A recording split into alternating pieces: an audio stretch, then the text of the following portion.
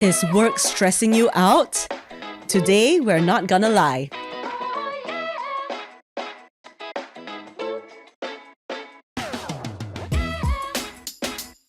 Hi everyone, welcome back to another episode of NGL. I'm Zelanie, and today for this episode we're going to talk about work as well as all the aspects of work that just causes us so much stress and sleepless nights, and for a lot of us late nights as well. And today I have with me two of my very good friends, Glenn and Elyse. They have gone through ups and downs in their work and they've lived to tell the tale. So today we're gonna share with you our humble experiences about what causes us stress at work, and how we navigate it, how we manage conversations with our boss, our teammates, were there good things that came out of it, and what did we eventually do when things just got too much for us. Okay, so to kick things off, Glenn, maybe you can share with us, what are you working as, how long you've been there? All right. Hello, everybody. I'm Glenn. I'm a marketing executive and I work in the sports industry. Yeah. How long have you been working? I've been working there for slightly more than a year. Oh, congrats on your work anniversary. Thank you. LinkedIn also congratulated me. Very official. You have a badge now. A medal. Yeah. Yes. Nice. Okay. And how about Elyse? Hi guys, I'm Elyse. I used to work in a creative agency. I did both account servicing and copywriting, and at the same time? Yeah. At a point in time, I was doing both at the same time for a few months. But those dark days are over, and I'm now on the greener side of the grass. Yes, I can tell that you're glowing. If not, you wouldn't be here shooting, right? It's true though. Funnily enough, before my current job, I was also in the creative industry for 6 years as a suit, like a client servicing role as well. But so I cannot imagine you doing double roles. It's crazy. Yeah, okay, we'll hear more of that later. Okay, so all right, so just to give our listeners a few context about what work is like for us, right? Let's share in less than 7 words or less, right? What is your most stressful or craziest work situation? Okay, I think it will be working for 19 days straight. 19 days. Yeah, that was crazy. No weekends. Yeah, no weekends. Yeah, no weekends. Or rather, I worked during 2 weekends. Yeah, you did not have weekends. Yeah, I did not have weekends. It was crazy. Oh my gosh. Yeah. 2.5 weeks. Yeah, it's events lah, but 19 But I thought days. you marketing. Yeah, it's a bit intertwined, but I'll share a bit more later. Everything is connected. Yeah, oh no. Wow, okay. Right. Mine is I ate prata every night for dinner. Huh? For 2 weeks. Oh my goodness. Oh, must be very oily. Yeah, man, my colleagues and I, so backstory is that we were OTing till so late, right? That the only shop that was open for dinner, which we only ate around 10 p.m, was the prata place opposite our office. No. Yeah, so I ate all kinds of prata, man. The kosong, then prata bomb when we damn stressed. Yeah, we had acne breakouts and all, but okay lah, the prata not bad. So after dinner, y'all will come back? Yeah lah. Just go out for a break. Oh my gosh. Yes. How about you, Elyse? What's your 7-word work situation? My 7-word work situation. I was asked to come back from my leave when I was already on leave. Sorry, it's more than 7 words. Wow. Yeah. Yeah, it's okay. Never mind. We round down. We round down. Wow. So how did that happen? It was I took leave for that day because I was planning wedding preparations for my friend, my best friend. Then it was around 3 p.m. Then suddenly I received this text from my boss. He was like, hey, this pitch need to be ready by tomorrow. Not ready yet. Where are you? Then I was like, I'm on leave, which he knows you're on leave, right? Yeah. I was like, you approved my leave. He was like, you need to come back to the office now because we need to finish this thing. I was like, huh? What? But I already finished my part. Then he was like, yeah, but it's not done. And then I think he no bandwidth. All hands on deck. Anyone is free, just come down and finish. Yeah, correct. But actually still got the next day to do. Oh, still got the next day, which in agency terms is still got a lot of time. So did you go back? Yeah, so I went back. Because thankfully, the work for the wedding was already done that day. So I was just like, oh, okay, then I come back. But I didn't get my leave back. Oh no. Oh no. But it was only 3, actually not more than 3 hours or so. But yeah. Wow. Yeah. I hope you guys did well for the pitch. I think we did. Wow, okay. So wow, that's just the tip of the iceberg, I guess, of like our crazy work situations. Sounds sad to me actually. Yeah. I mean, I wouldn't want to work 19 days straight. Okay, yeah, That's that sounds quite very sad. sad. Yeah, Actually. what happened? Yeah. Can tell us more? Like, was that like the Okay, so- pinnacle of like stress in your 1 year, Okay, first so year some more? I'll share a bit lah. So it was a sports event because I work in the sports industry, right? So I worked 5 days as per normal, Monday to Friday. So this event was like a very big international event. So we had to bump into an event area on a Saturday. So and it's from Saturday all the way to the following Sunday.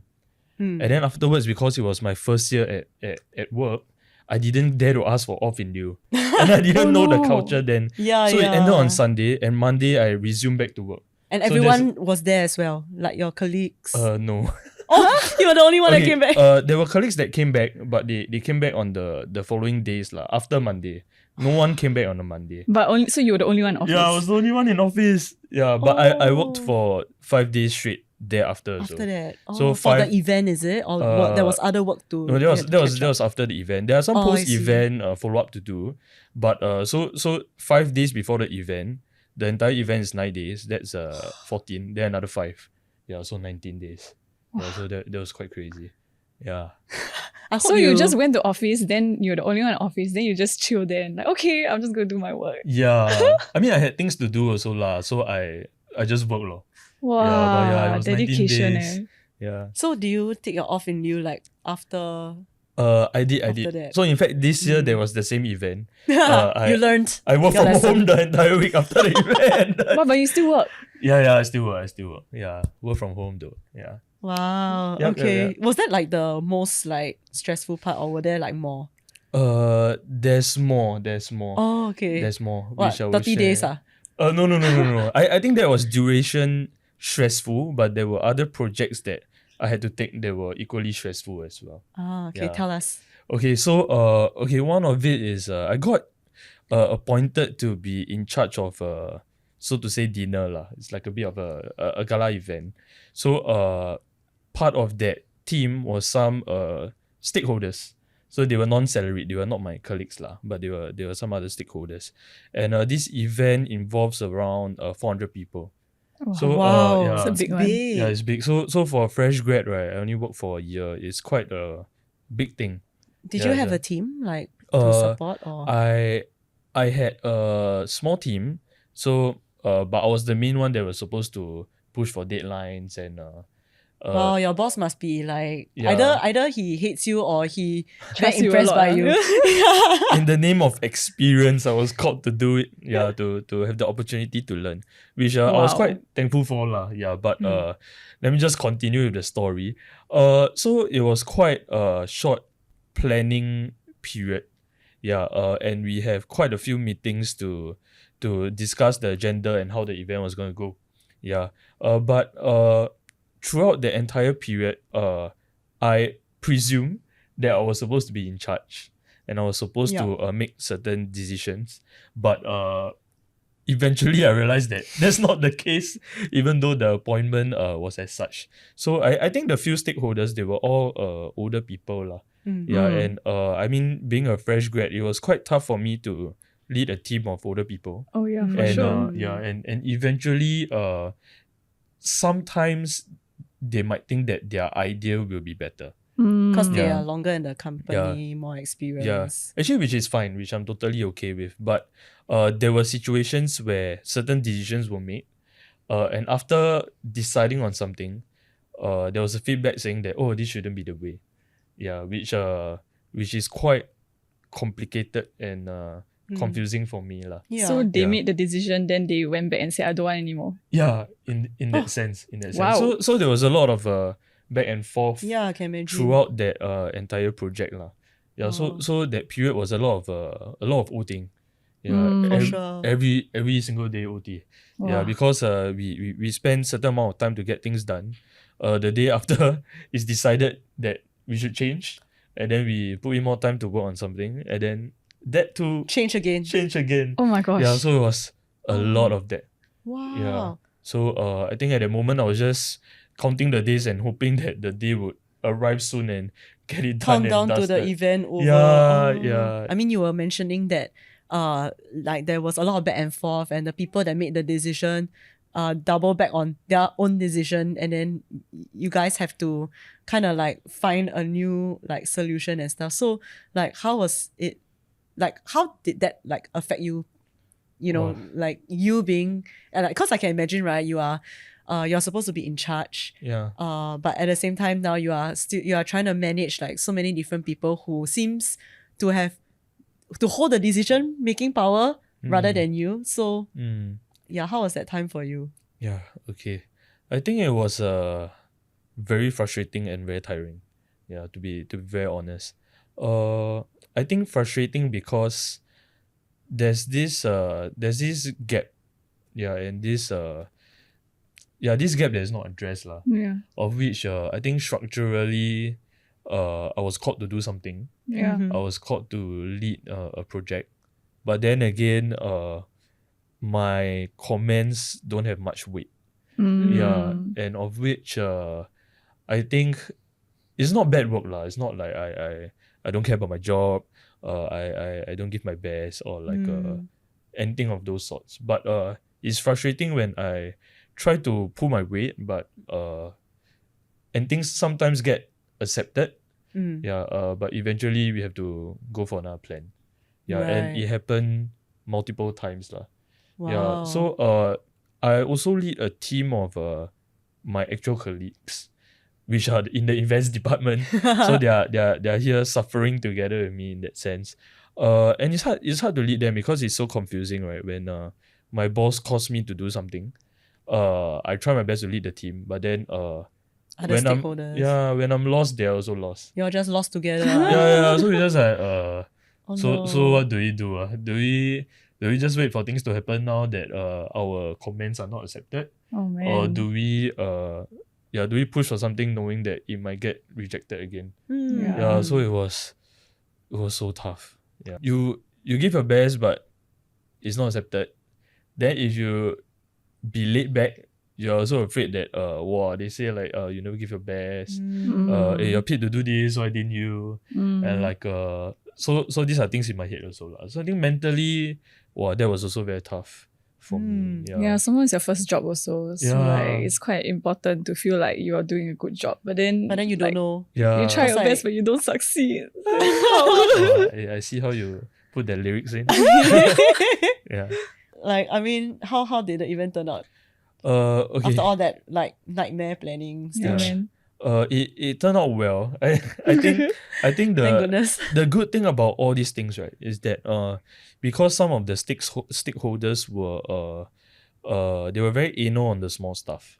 So there were a lot of changes, but we changed so many times that we all got so used to what's gonna happen.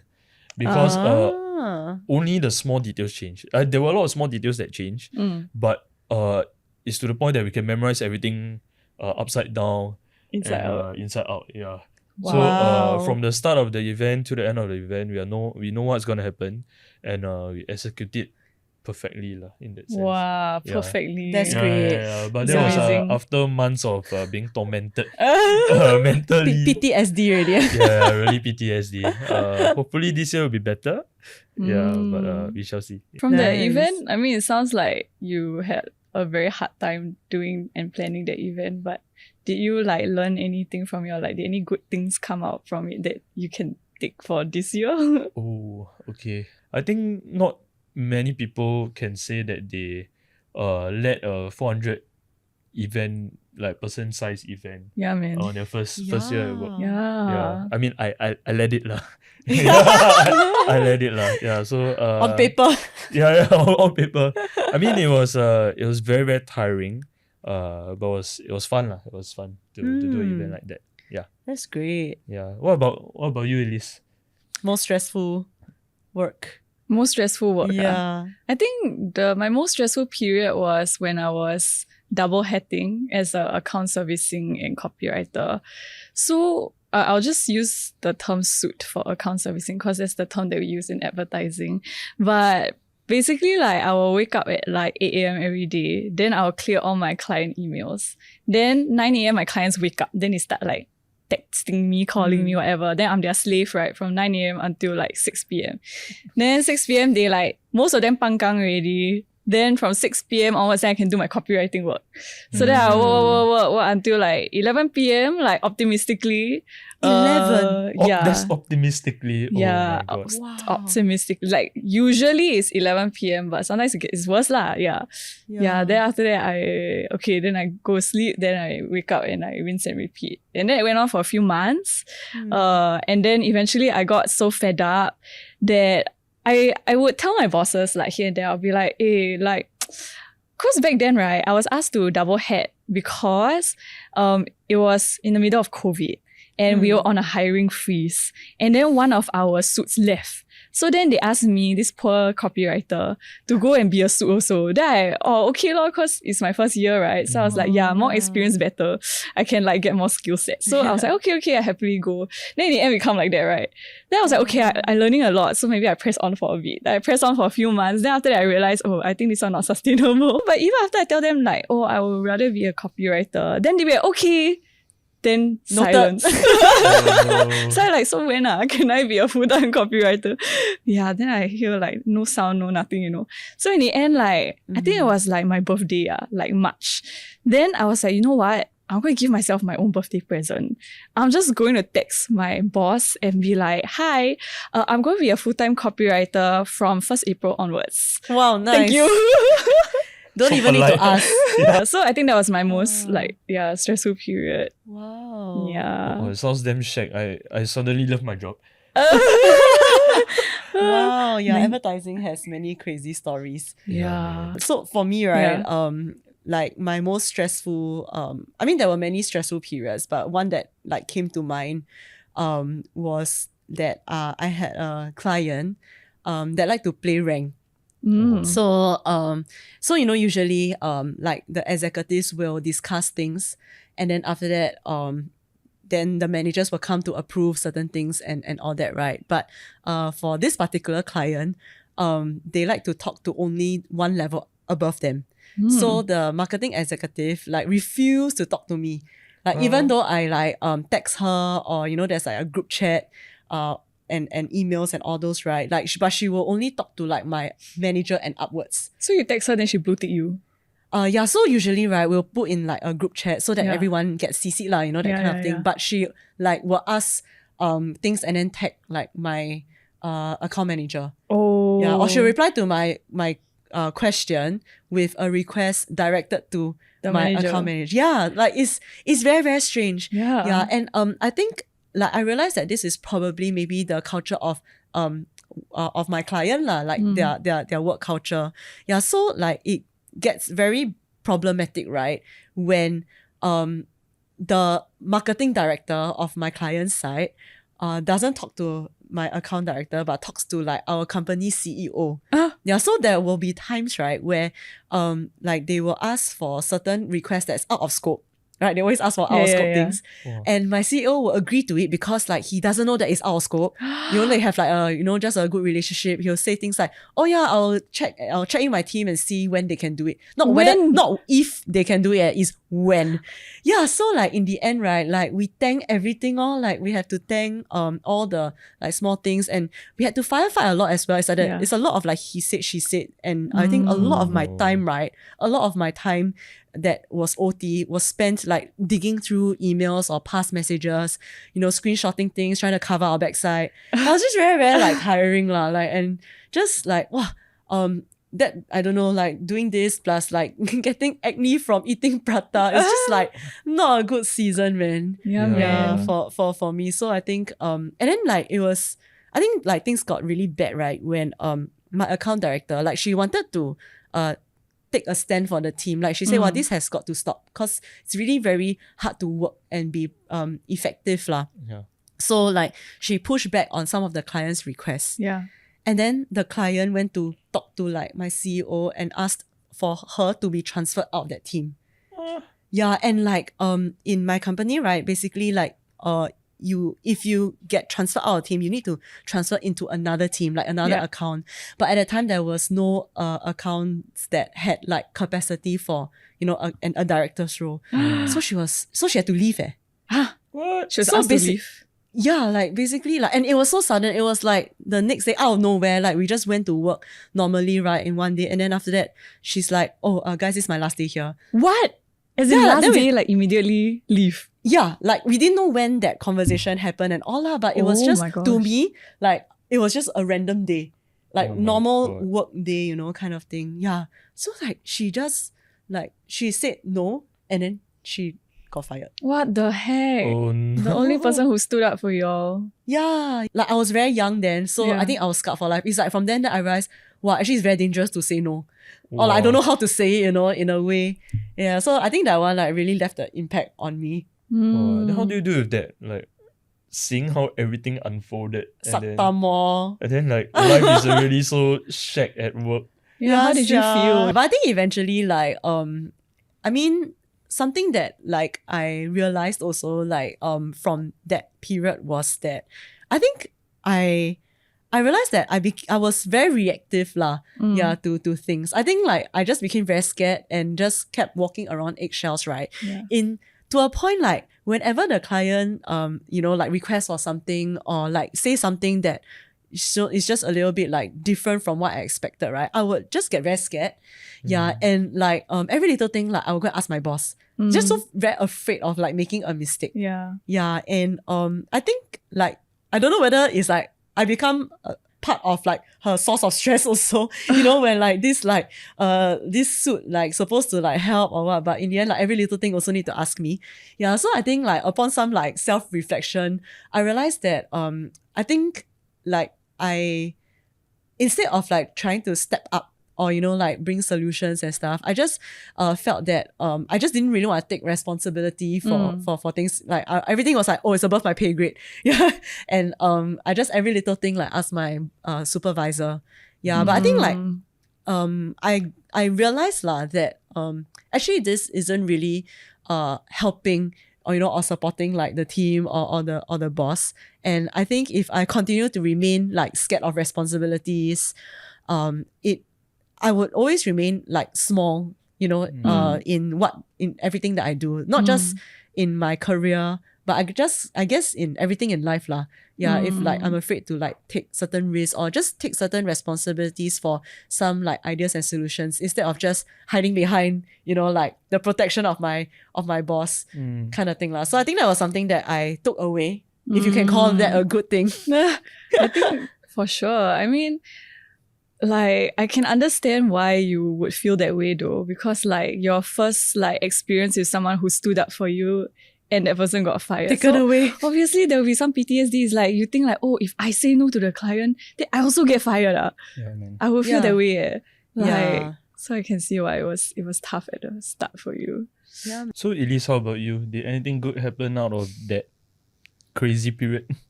Anything good? I think that I can share a bit, like kind of similar to Zel's story just now. So like I also learned how to trust my own like gut instinct. So back then, right, as both a suit and a creative, like sometimes there'll be occasions where I have like questions, like this process like a bit don't make sense, that kind, or like why are we doing this a certain way? But then back then I was like, never mind, don't ask question, because if I ask question, right, then more problems will arise. Then more problems means more time wasted. So last time I would just be like, keep mum. Then I just follow the process. Like if my boss don't say anything, then I don't say anything. But then right, somehow all of these things always come back and bite me in the butt. Like a few months later, that kind. Then I'll be like, jialat. Then in the end, I spend more time like dealing with this thing that I could have avoided in the first place. Right. Yeah. So I feel like out of that like whole experience, I learned how to ask more questions and then save time in so doing. Like in the long run, I save time lah. Yeah. Then I think another thing that really helped me was the people at work. Yeah. So I made very, very good friends at my old workplace. And like we always say that like we all like got promoted at work. Like we all got promoted from colleagues to friends. So I was Wow, like, that's yeah, nice. that's the only promotion we need. Oh wow! Yeah. So till today we're still like meeting up and like we're planning to go to Bali soon. Oh, that's wow. nice. I left last December lah, so I think we're still pretty close, and I feel like they really helped me through that period. Like I feel like during that period, right, we all bonded really well because it felt like we were in prison together. Yeah, it was like you know, there's this term called Stockholm syndrome, right? So I feel like back then we were all like just in love with each other and with our captors. Because Like- they are all you ever meet. And Yeah. you, like, talk to. Correct. It's like I see them every day from like 8 a.m. to 11 p.m. Then we eat together, we cry together. Yeah. So yeah. You all, like, create those this, are the like, good, community. takeaways. Yeah. It was a community that I got out of it lah. Prison Yeah. cell. Prison mates Yeah. for life. Oh my God. Yeah. So yeah. Wow. So I mean, like with that, right? When you spend a lot of time with your colleagues and there's relationships, there's bonds, yet there's also like work and all, right? Work that needs to be done, but at the same time, maybe certain areas of our life are getting compromised, like time with friends, family, and our health. Like, were y'all able to, like build any boundaries, and if you guys tried to, how was it like keeping them? To start things off, I would like to share that I love my job. Yay! Oh, that's great to Yeah, hear. I love my job. So actually my job is pretty chill during the chill period. But during the crazy periods, we have projects lah and things go a bit crazy. Yeah, but in terms of boundaries, right, the chill periods are really very chill. With that, it also means that the OTs, we don't be so calculative lah. So there are times that we really OT, but I can't put it on my boss like, hey, how many hours OT, you better compensate me. Yeah. But there are days that I don't come in office early. Yeah. So it's a bit hard to set boundaries lah, because like at the same time you feel like during the chill periods you very chill, so like you're kind of making up for the chill times in the busy periods. Yeah, I think it's also a bit on the industry. Because like, I mean, like what both of you guys share, right? You all leave office at 11. Oh my god, that's crazy. Or 1 a.m. Yeah. Setting boundaries, yeah lor. So one thing is to let your bosses know when things get too much. So for me, even though after I let my bosses know already, then they don't do anything. So I have to take matters into my own hands and be my own HR. So sometimes, like, I would say that this doesn't apply to every situation. I feel like it really depends on like your relationship with your bosses also. So for me, like my relationship with my bosses is, I know they trust me and I know that like we have a good relationship and they're like, I see them as my friends also lah. So it was easier for me to just like tell them like, okay, like I'm not doing this, like I'm gonna go full time into just a single role. But I feel like in other situations, like maybe if you don't have that relationship with your boss, then it would be things like when you have appraisal, like during a performance review, like what you did, like that would be helpful To raise these concerns. And then if it still doesn't get heard, then try again. And then if still nothing happens, then like, oh, there's a sign that like something, you need to do something else. But yeah, so that's one thing, like, so communicating with your bosses. Then another thing that I did to manage more of like my clients this time around. So like there was this one story, like it was a Chinese New Year 初一. And then I think it was like the first Chinese New Year after COVID, like when you can like actually go and visit your relatives. So it was like a very important Chinese New Year. Yeah. Then on 初一 at 10 a.m, right, my client texted me. He was like, hey, I sent you like the wrong asset. Like we need to switch out the asset, like for this like ad that already went live, by the way. Then I still go and reply him back, I said, oh, what is it? Then he said, yeah, this one, can I change or not, please? Then I know he's just trying his luck only, right? But then I still like, back then I was still like new. Then I was like, yeah, I can make things happen for you, Wow, man. you're damn nice. Nice to my client, but not nice to my colleagues. Then I go and like call because someone else has to change it, not correct, you. because I had a suit man, right? So I call my art director. I like, hey bro, like sorry, like paiseh, can help to change or not? Then he, hello, I like getting ready for lunch. Then I, yeah, this one 5 minutes only. Oh Oh no, you evil. no! You like invalidate the effort there. Okay, I didn't say 5 minutes only, but in my head I was like, I know it will only take 5 Yeah, very minutes. fast one, very fast one. So I just like I begged him a bit on my knees. Then he okay, I do for you. He was very nice. He was in a good mood that day, so he Thank he God. switched out the asset for me. Then I was like, look, I'm like so good. I can get things done. Then I sent back to my client. I'm like, you're welcome. No, but then like that was how I felt back then, right? But then looking back now, right, I'm like, I stupid or what? It's like I'm so terrible, you know. Like the client threw the ball at me, right? I'm supposed to just like what do you call it? This one dribble for a while until like the public holiday is over. Then Before you I get throw it to big- my creatives, right? But instead I go and throw immediately. And then I think I shouldn't have done that. So I feel like what I learned to do eventually is to be able to give like my clients a holding statement, which is like if they text me at like weird timings lah, like let's say 9 p.m. I'm doing my copywriting work already, like I cannot do their client stuff. So I would just like, so I understand also like how it feels like to be a client because I'm a client now. So sometimes like you will think of things that you scared you will forget like the next morning. Like you need to send it now because you're scared you forget. Yeah. So then the clients they will just send the agency lah, like sorry, like can you please do this? Then the agency always on their toes ma. Then they always need to like earn their clients' trust. Yes, So so then it's like you end up so we end up doing it like it. immediately. But then actually what I've learned to do is to just like text back my client and say like, I hear you, like I see why like we need to make this change. We will do it tomorrow morning first thing. Yeah. So then that way like the client is at peace. I'm also at peace because I just need to write down in my planner or whatever, like to go and do this tomorrow at 9 a.m. Yeah. So yeah, so I feel like this has helped me in other areas of my life as well. That's Not very just true, yeah. not just at work, but like if like let's say my friends want to meet me for a dinner and I am particularly busy that period. So it's about setting boundaries with like not just work but also like other areas of your life. Sometimes I know like, okay, my work is like a particularly busy season. So then I'll just give my friends a holding statement. I'll be like, I would love to meet you next week, but I am too busy because my work very busy now. Like, I'm so sorry. Can we meet next month instead? That kind of thing.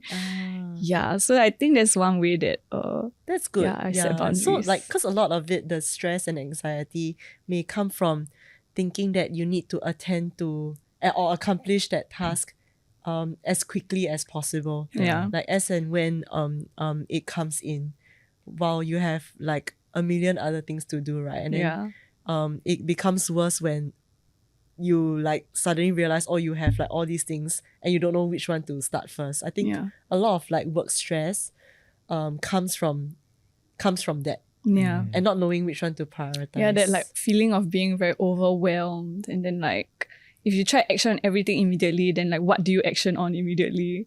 Because you'll be like actioning on one thing, then suddenly another thing come in, then you drop that thing to go and do the other thing. Then you're like, oh my gosh, I forgot about the first thing. Yeah. So holding statements, Holding very statements useful. helpful. Yeah. Like one thing that I learned over my years in the agency is how to set timelines for like projects.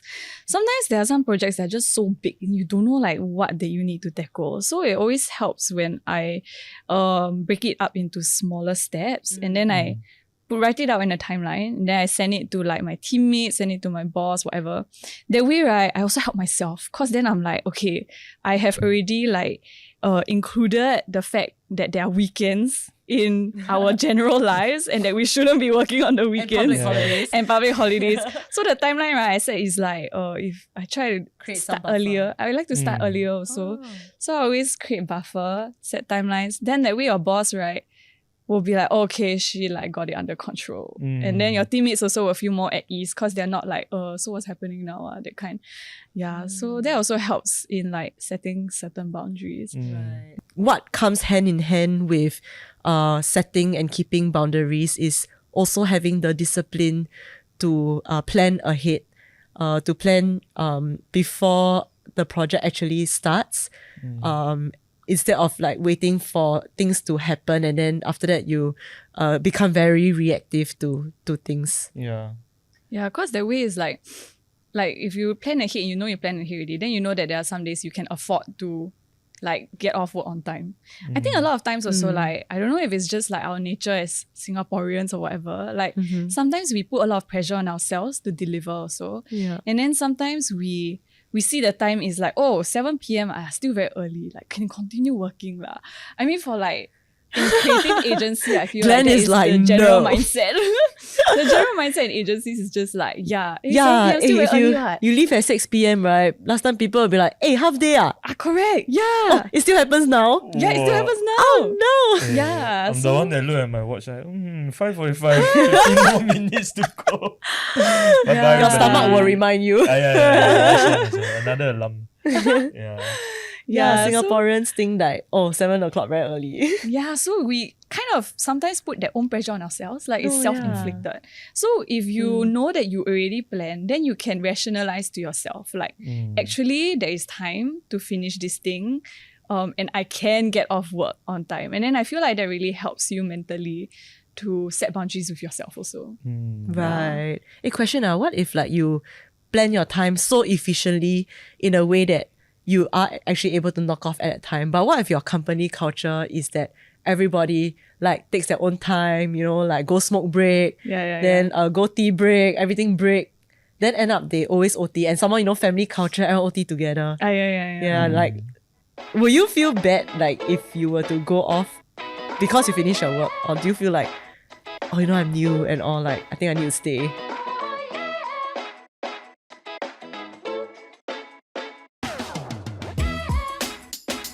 Have you all thought of like quitting your jobs? I had like a super bad case of imposter syndrome. We cannot run away from like stresses at work. Will anyone die if you don't meet this deadline?